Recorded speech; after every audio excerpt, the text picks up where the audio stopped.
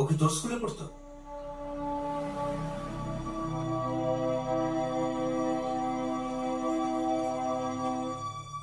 পান্ডিয়ামল, কবিতা, কর্পাগম, মুরুগেশন এরা নষ্ট করে দিয়েছেন।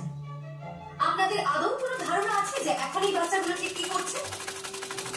ওদের মধ্যে কয়েকজন হয়তো শ্রমিক হয়ে গিয়েছে আর কয়েকজন ক্রিমিনাল। তাহলে কি এই স্কুলটা বাচ্চাদের শ্রমিক আর ক্রিমিনাল তৈরি করবে? যোগ্য না।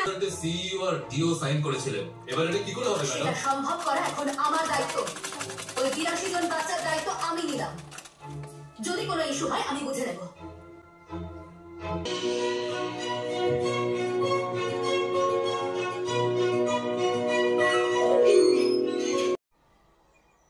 গীতা রানী, খুবই স্ট্রিক্ট আপনি।